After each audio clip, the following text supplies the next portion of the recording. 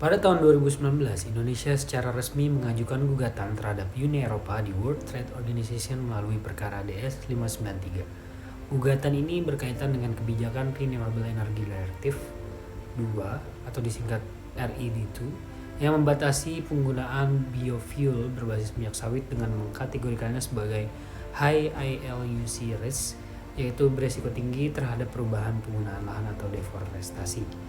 Indonesia menilai kebijakan tersebut bersifat diskriminatif dan melanggar prinsip-prinsip GATT 1994 serta TBT Agreement. Sementara itu, Uni Eropa berpendapat bahwa kebijakan tersebut merupakan langkah penting dalam mencapai target lingkungan dan mitigasi perubahan iklim. Pada tahun 2025, panel WTO menerbitkan laporan yang menyatakan bahwa Uni Eropa memang telah melanggar sejumlah ketentuan dalam penerapan kebijakan tersebut.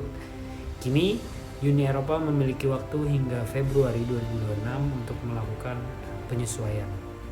Sidang DSB hari ini bertujuan untuk meninjau kemajuan implementasi, mendengar pandangan Indonesia sebagai penggugat serta tanggapan Uni Eropa dan observasi Malaysia sebagai pihak ketiga.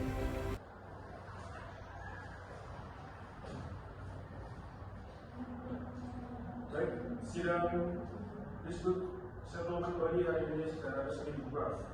Agenda utama kita adalah membahas perkembangan implementasi keputusan panel dalam kasus DS 593 antara Indonesia dan Uni Eropa.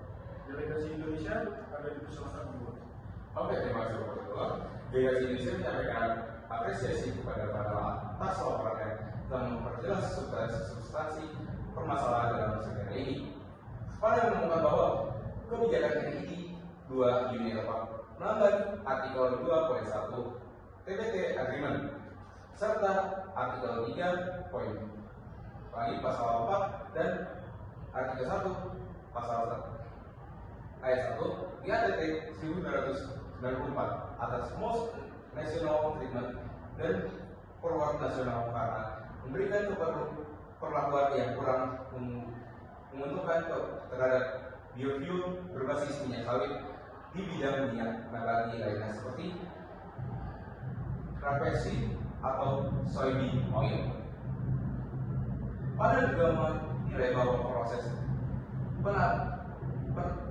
penetapan kategori high EULUC risk dilakukan dengan metode yang tidak transparan dan tidak konsisten sehingga menciptakan diskriminasi terhadap produk sawit di Indonesia. Kami menghargai tingkat Uni Eropa untuk menyesuaikan kebijakan, namun kami tetap menekankan pentingnya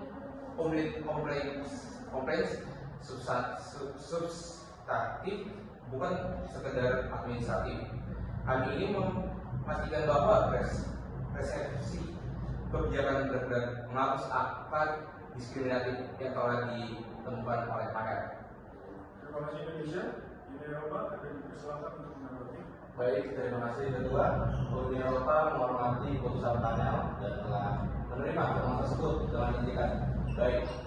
Kami telah melakukan proses review regulasi untuk memastikan kesesuaiannya dengan kewajiban kami di bawah WTO. Namun kami juga ingin menegaskan bahwa panel mengakui legitimasi tujuan lingkungan yang diupayakan oleh Uni Eropa. Kebijakan kami tidak dimaksudkan untuk membatasi perdagangan, melainkan untuk mendukung transisi energi bersih dan mengurangi deforestasi global. Kami berkomitmen memperbaiki prosedur sertifikasi low ILUC risk agar lebih transparan, berbasis data yang terkini dan dapat diakses oleh seluruh produsen, termasuk dari Indonesia. Oke, Ketua, izin kami mengawali secara singkat ya.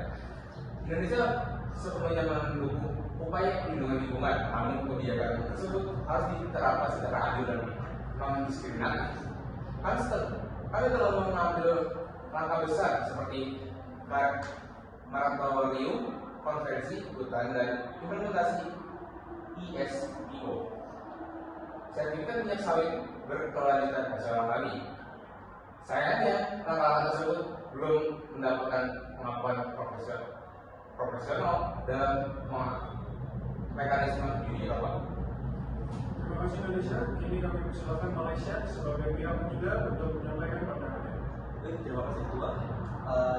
Malaysia berpartisipasi sebagai third party karena kami menghadapi kebijakan yang unik juga ya melalui sengketa DS 618. RID 2 juga menempatkan minyak sawit Malaysia dalam kategori high LUC risk yang secara efektif menutup akses produk kami ke pasar biofuel Uni Eropa. Juga kami ingin menekankan 3 hal penting, yaitu yang pertama, Malaysia sejak 2020 telah menerapkan sertifikasi MSPO atau Malaysian Sustainable Palm Oil yang mencakup aspek lingkungan, sosial, dan ekonomi secara komprehensif. Namun, skema ini belum diakui secara memadai oleh Uni Eropa. Yang kedua, pendapatan ilmiah yang digunakan Uni Eropa juga untuk menentukan resiko ALUC ini masih belum seimbang karena tidak diterapkan secara seragam terhadap semua minyak dan abadi. Yang ketiga, dampak ekonomi kebijakan ini sangat besar. Sektor sawit mendukung jutaan petani kecil di Malaysia dan Indonesia. Juga kami berharap Uni Eropa menunjukkan komitmen nyata untuk memperbaiki ketidakseimbangan ini dan membuka ruang dialog dengan konsep. Izin menanggapi untuk Malaysia sebagai pihak ketiga dalam kasus ini. Kami memahami kekhawatiran Malaysia dan sedang berdialog aktif dalam konteks DS 618. Kami mengakui bahwa sertifikasi nasional seperti MSPO atau ISPO merupakan langkah positif. Saat ini kami sedang mengkaji kemungkinan pengakuan timbal balik terhadap skema tersebut dengan tetap menjaga integritas standar lingkungan Uni Eropa. Baik, terima kasih. Mari kita beralih ke isu implementasi. Uni Eropa, bisakah Anda menjelaskan rencana tindak lanjut secara rinci? Baik, dengan sangat. Rencana kami terdiri dari atas 3 tahap utama. Yang pertama, review ilmiah yang komprehensif mengenai data risiko ILUC menggunakan penelitian terbaru yang melibatkan berbagai sumber independen. Target kami selesai pada kuartal 3 tahun 2025. Kemudian kami akan melakukan revisi peraturan delegasi untuk memperjelas kriteria sertifikasi low ILUC risk serta mengurangi hambatan birokrasi bagi produsen dari negara berkembang. Kemudian kami akan melakukan mekanisme monitoring transparan dengan laporan berkala yang akan kami sampaikan ke DSB setiap 6 bulan. Kami yakin langkah ini memastikan kepatuhan penuh sebelum tanggal Februari 2026. Oke, langkah ini sudah kami catat. Namun kami ingin menegaskan bahwa metodologi penilaian risiko harus diterapkan secara konsisten terhadap semua minyak nabati. Jika minyak sawit diperlukan lebih ketat daripada produk di Uni Eropa, maka diskriminasi tetap terjadi meskipun regulasi berubah. Kami juga meminta agar laporan kemajuan Uni Eropa disampaikan secara terbuka agar negara anggota dapat menilai secara objektif. Oke, apabila pada akhir implementasi tersebut tidak memadai, Indonesia akan mempertahankan hak kami untuk menggunakan mekanisme complaints panel atau bahkan retaliation sebagai diatur dalam dispute settlement understanding. Kami sependapat ya, Malaysia akan terus memantau implementasi DS 593 ini karena hasilnya akan sangat mempengaruhi arah kasus DS 618. Kami berharap Uni Eropa tidak hanya memperbaiki prosedur, tapi juga memperbaiki persepsi bahwa kebijakan lingkungan digunakan sebagai bentuk baru green protectionism. Terima kasih atas semuanya pernyataan yang telah disampaikan. Izinkan saya menyimpulkan beberapa poin utama dari sidang hari ini. Yang pertama, Uni Eropa telah menyampaikan rencana implementasi konkret yang mencakup review ilmiah, revisi regulasi, dan mekanisme pelaporan periodik.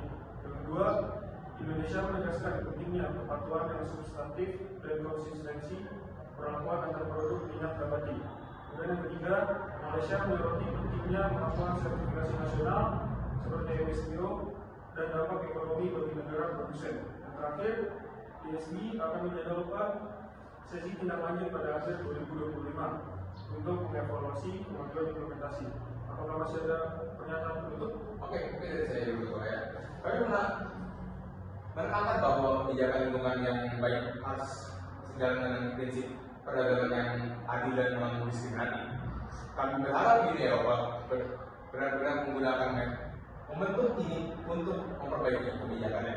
Kami pun juga mendukung pandangan Indonesia dan berharap proses ini menghasilkan solusi yang menyeimbangkan kepentingan lingkungan dengan kepentingan pembangunan. Kami tetap berkomitmen untuk melaksanakan rekomendasi kebijakan lingkungan kami. Oke, dengan demikian sidang diskusi settlement pagi hari ini resmi ditutup. Terima kasih atas partisipasi semua delegasi.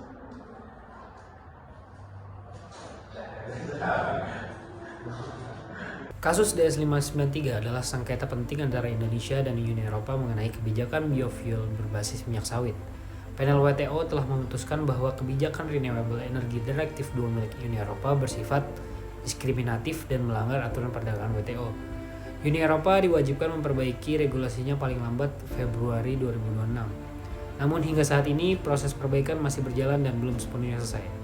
Jika Uni Eropa gagal memenuhi kewajibannya, Indonesia memiliki dua opsi. Yang pertama, meminta panel kepatuhan untuk menilai apakah langkah Uni Eropa sudah memadai.